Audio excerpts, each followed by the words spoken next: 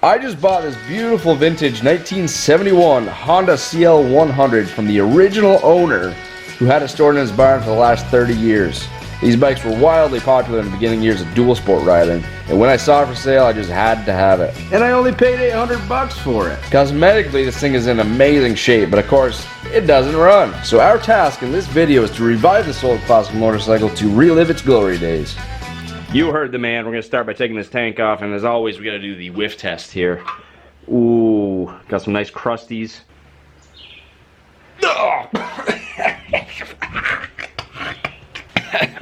Okay, 30-year-old gas, not a big deal. We're going to pop the fuel lines off, and I'm going to take this far, far away and dump it into a fuel-safe container. Wow, these gas lines are so crusty. But I guess we're talking, it's been 30 years at least, so 1990s when this thing was last registered, I saw. So it's been at least 30 years since it was ever tinkered on. And before then, who knows? We're just going to put it right on the driveway right now. Careful of the paint job.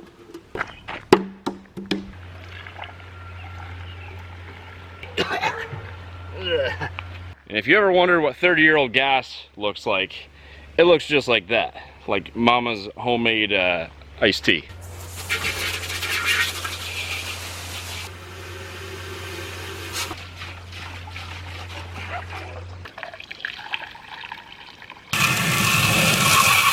And when you're done with that, you get your own DIY lava lamp. If anybody wants to buy it, I'm going to sell it for $60, and you can just Venmo me. Next, we're going to use an old trick to get rid of this nasty rust that's built up in our tank over the years. The acidic properties of white vinegar will dissolve the oxide in our rust and leave behind a water-soluble salt that can be washed away afterwards. We're going to let the vinegar eat for about 24 hours and check back in. Boom! I didn't even spill a drop on my hand. We're gonna let her drip. And actually I'm gonna take the filter off too. It's a reusable filter. That's right on the other side here. That's what it looks like, friends. Another top tip for you, if you're doing your oil change on your center stands, make sure you tilt it back and forth. Drop it down, forward, backwards, flip it down, drop it down, reverse it, whatever you gotta do. Just get all that oil out of there. This actually looks very clean. Then again, this bike only has 1,700 miles on it, so not surprised.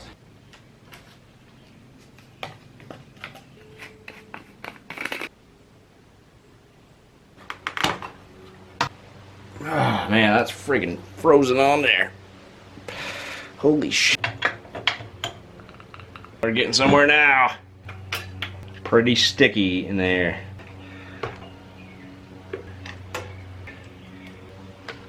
There she is. Here we have the wild Honda CL100 carburetor. Look at this. This is a fine looking specimen. There's a ton of gasoline that was left in the carburetor, which is not what I like to see. All that gas sitting in there for 30 years. Come on. Woo! You can definitely see where the gasoline was just resting in there, that line. That is also clogged. 2 jets clogged. I should get a rebuild kit for this. Maybe I'll look one up online to get that ordered up. Although this gasket looks fine, you know. Hard to tell really, but at this age it should be just changed completely.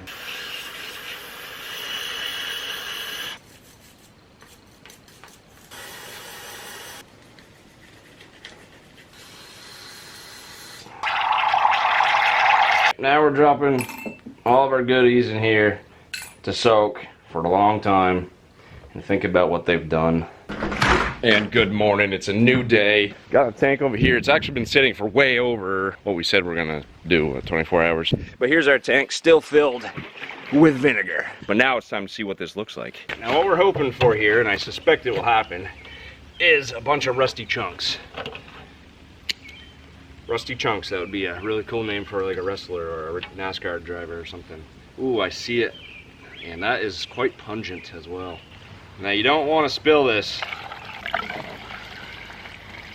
Reusing the same vinegar jugs naturally. I'm going to bring them to the store and see if I can get a refund. That, my friends, is a whole lot of rust. Another little trick that I've learned over the years from the gods of motorcycle restoration is to throw something in the tank. Usually people use like marbles or live ammunition. You drop it down in there like that, shake it around, and that's what that's doing is kind of just breaking up all the extra rust that's kind of layered along the tank. While waiting for the tank to dry, I'll get the new battery set up. I also lost power, so I'm kind of working just by flashlight here.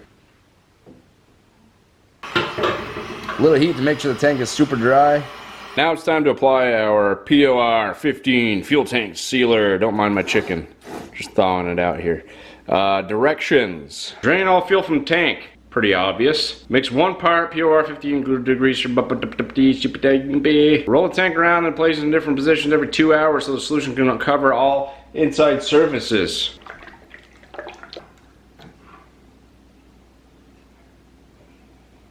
It is time to dump our POR 15 in our tank, and then what we're going to do is we're going to just kind of slosh it around in there, make sure we get every single side, every corner, every crack down the hatch.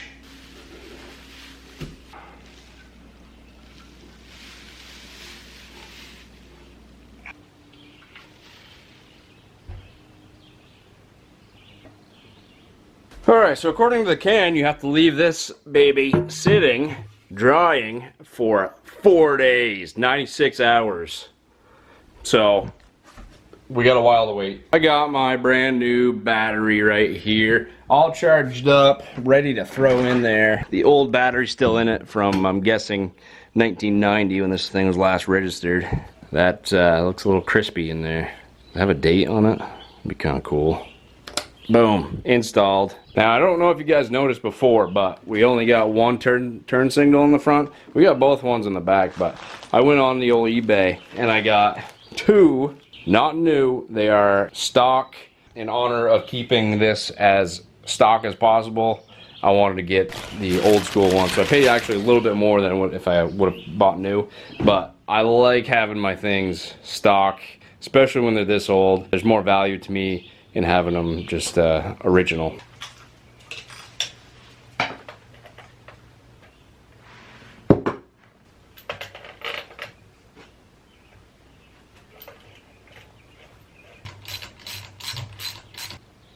Spark plug looks pretty good actually, but we're going to replace it anyway because we have one. So I had a little bit of time while we're waiting for our tank sealer to check out this handlebar issue. So the same thing was happening with many other bikes, many old bikes, is you go to twist the throttle and it sticks, stays right there. And if this thing was running and you'd be going, that's instant whiskey throttle, gonna send you right into the bushes. So I wanted to address that. And I knew it was either the cable or something going on in here. So first, you of course want to take apart this because we don't have a new cable with us.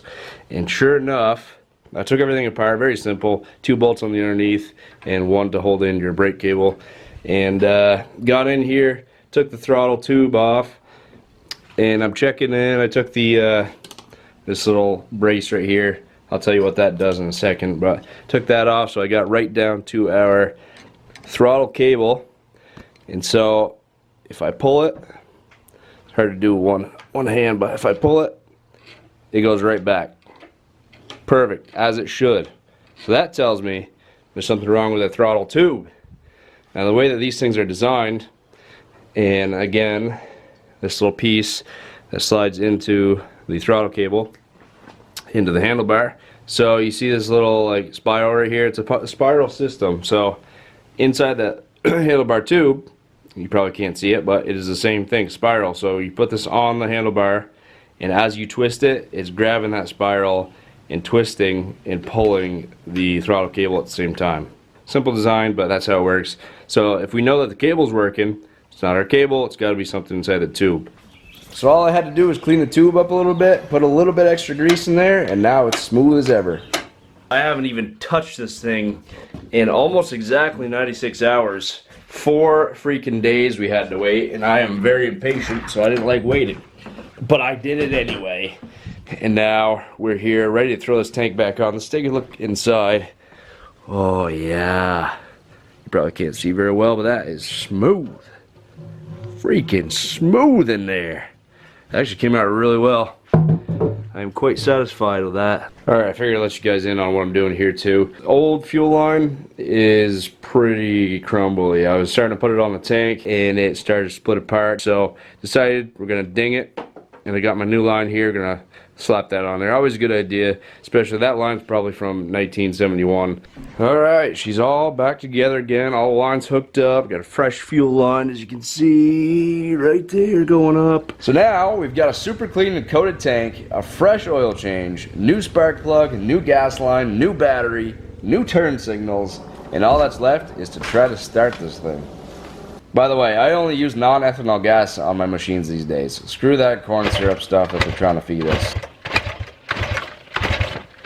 It's gonna take a while for the gasoline to get through the line. You know that for sure. Fast forward to the next day, as you can see, I got quite a electrical issue going on here. Just kicking it over. Saw on the camera that the lights weren't on. So that told me we had another issue. Even though it's just kickstart, it won't fire without the use of the battery. Started diagnosing, I got my multimeter out here. I'm just checking through all the wires, taking off all the electrical tape the previous owner dealt with years ago probably. Long story short, I found out it was this splice right here, this little terminal splice. This was the culprit, not sure where inside is broken, but that's what I had to replace. Now we got the new one on there, all spliced up, and lights are golden. Dealing with electrical issues is always a nightmare, but this one actually wasn't too bad. It only took me maybe an hour and a half. Had to run back and forth to the store a couple times to get some stuff, but we got that figured out. So now we're gonna throw the tank back on and we're gonna see if we can actually start this thing. Here we go. Get it off the center stand. Whoa! No way! No way! No kidding! Oh my god! I can't believe it!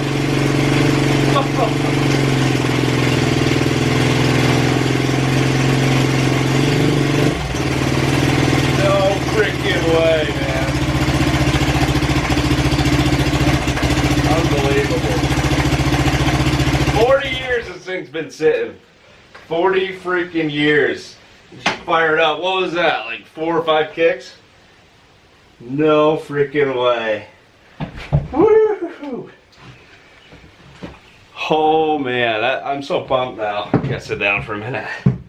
Woo! What I'm gonna do now is try to adjust the idle on it. See if that makes a difference with our choke here.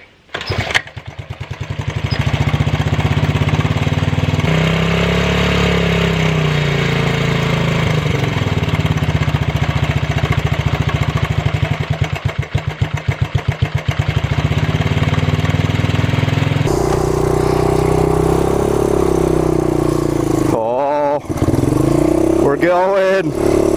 Oh, this is unbelievable. This is so cool. Whoa! Wow, that was almost bad. She's hiccuping a little bit. Guys, she's rolling though.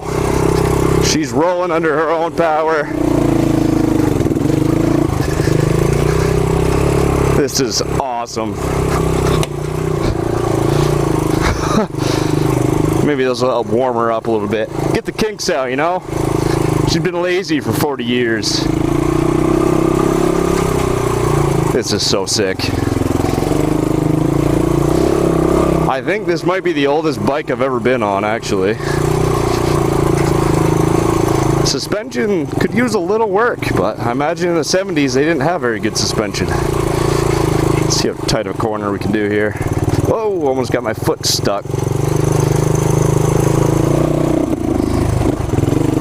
Okay, so she's not ready for a full blast yet. We're just gonna go easy on her. She's been tired. She's old. She's a senior citizen, alright? We gotta go easy.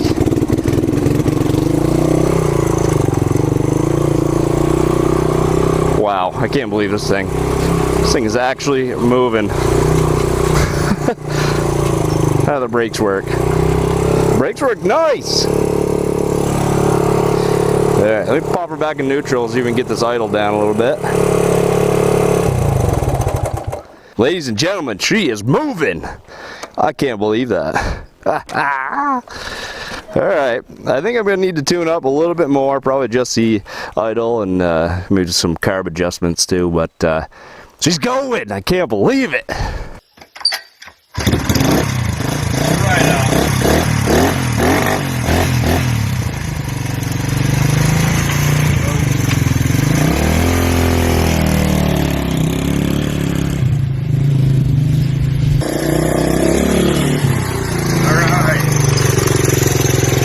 So, got a buyer coming over tomorrow night to buy this thing.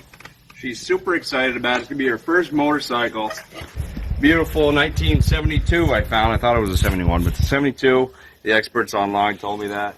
But pretty much, I wouldn't say mint condition, but pretty close to it for the year. She's coming over tomorrow to buy the thing for $1,700. Now, if you remember, we bought it for $800. Put about $100 worth of parts and oil and whatnot into it. So we are $900 into it. That means we sell it for $1,700. It's a great price. She's happy. I make a little cash, so I'm happy, and everybody's happy at the end of the day. So.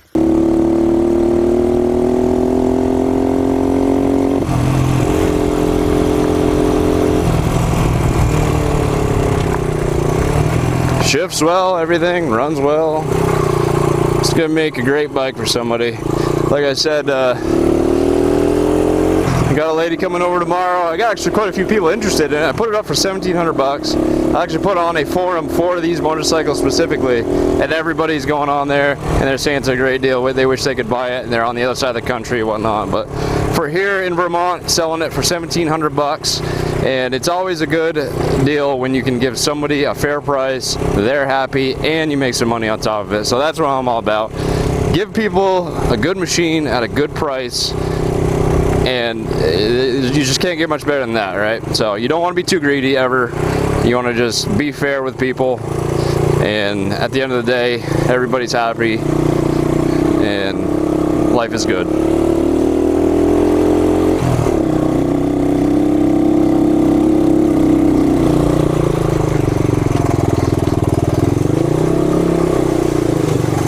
Park it in here, wait for the lady, and we're good.